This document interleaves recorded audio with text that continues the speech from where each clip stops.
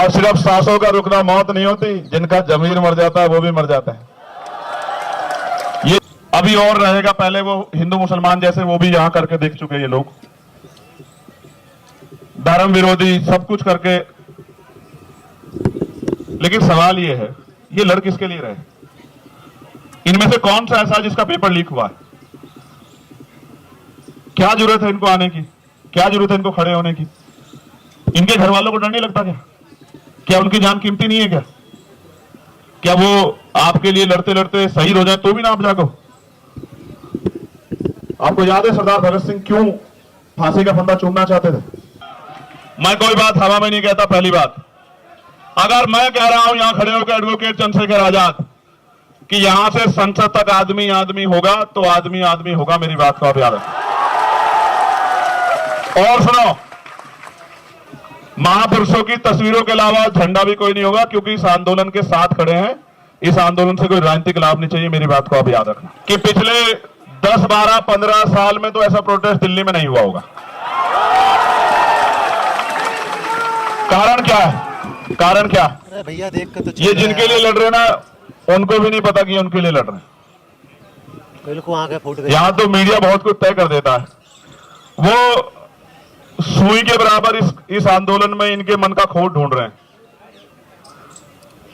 वो ये चाहते हैं एक इतना सा इनके खिलाफ कुछ मिले जिसको वो बता सके कि ये आंदोलन एंटी नेशनल है, ये भारतीय संवैधानिक व्यवस्था को डिस्टर्ब करने के लिए किया जा रहा है। मैं यहीं पला पड़ा हूं, यहीं संघर्ष किया। मैंने जेएनयू के बच्चों पर चलती लाठियां भी देखी, मैंने डीयू के बच्चों पर चलती लाठियां भी देखी, मैंने यहां एनआरसी से लेकर तमाम आंदोलन देखे। और मैंने खुद बताया ना, मैं निर्दोष होते हुए 16 महीने जेल में रहा। जब मुझे बेल मिली तो मेरे ऊपर एनएसए लगा दी रात को 2:30 बजे।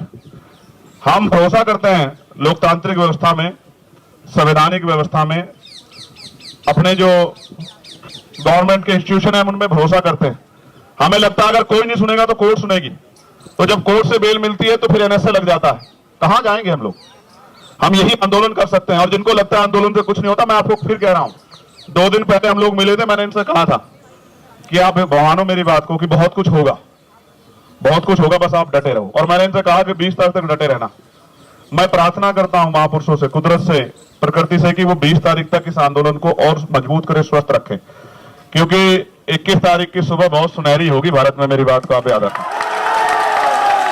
और मैं इस मंच से कहना चाहता हूं कि जो घर है, चुप है, सो रहा है या जानबूझ के सोने की एक्टिंग कर रहा है, एक बहुत बड़े चिंतक ने कहा है कि कुछ लोग सिर्फ इस वजह से नहीं लड़े कि कहीं वो मर ना जाए। लेकिन सच यह है कि एक दिन मरना सबको है,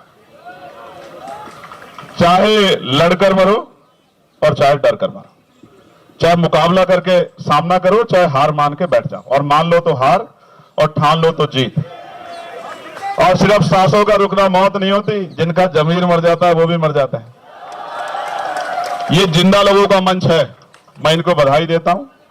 हम और हमारी पूरी टीम आपके साथ खड़ी है।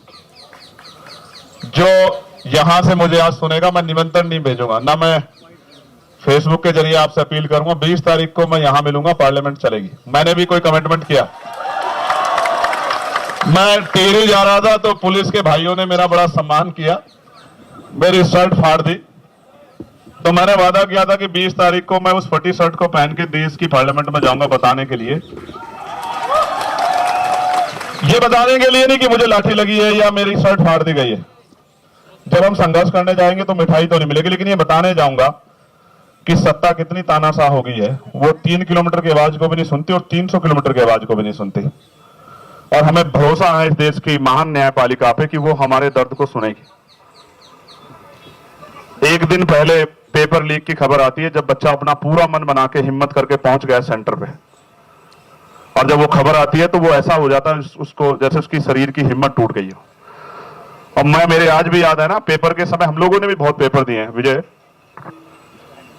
तो रुकने की जगह ढूंढते थे, किसके यहां रुकेंगे, किसके यहां खाना खाएंगे। दूसरे शहर में जाना मिडिल क्लास परिवारों के लिए, गरीब बच्चों के लिए आसान थोड़ा ही। और जब जा रहे हैं तो पता लग रहा है पेपर लीक हो गया है या घोटाला हो गया है। आप समझो ना क्या कर रहे हो आप देश के साथ। और जिस देश में 94,000 स्कूल बंद हो गए हों पिछले 10 साल में, और लाखों की संख्या में शराब की दुकानें खुल गई हों, और जहां टीचर को आदेश दिया जाता हो कि भूसा इकट्ठा करके लेके आओ, क्योंकि गौशाला में गाय भूखी नहीं रहनी चाहिए। मैं मानता हूं कि गाय भूखी नहीं रहनी चाहिए, सरकार के पास बहुत बजट है, लेकिन टीचर इसलिए नहीं है कि वो भूसा इकट्ठा करे, उसको बच्चों का भविष्य बनाना। क्या मजाक कर रहे हो आप लोग? ये कैसा देश बना के दे? ये क्रांतिकारियों के सपनों का भारत है, ये बाबा साहब अम्बेडकर द्वारा लिखे गए संवैधानिक मूल्यों का भारत है। इसके लिए शहादत दी देश ने। बहुत चिंता का सवाल है, बहुत चिंता का सवाल है। मैं बड़ी पीड़ा के साथ कहना चाहता हूं, 20 तारीख का आंदोलन हम लोग खुशी से नहीं, नौजवानों के भविष्य को बचाने के लिए करेंगे। और मैं ये भी आपसे वादा करता हूं, मैं कोशिश करूंगा, 24-25 में मेरे कार्यक्रम लगे हैं मुझे अपने आंदोलन को भी आगे बढ़ाने के, लेकिन 20 तारीख के बाद हर रात मेरी यहीं कटेगी, मैं आपको इस बात का विश्वास दिलाऊं।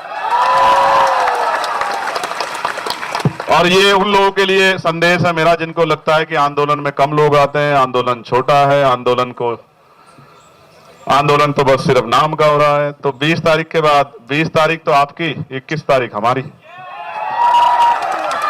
मैं पार्लियामेंट जाया करूंगा, यहीं से वापिस यहीं आया करूंगा, फिर यहीं से पार्लियामेंट जाया करूंगा, फिर वापिस यहीं आया करूंगा, यहां भी लड़ा करूंगा, वहां भी लड़ा करूंगा। मैं एक नौजवान हूं, मेरे पिताजी प्राइमरी स्कूल के हेडमास्टर थे, मेरी मां हाउसवाइफ थी, मैं नौजवान और वो भी बेरोजगार नौजवान के दर्द को समझता हूं। और अभी मैं उस पे हूं, वो क्या है, वो अग्निवीर 5 साल वाली पे ना,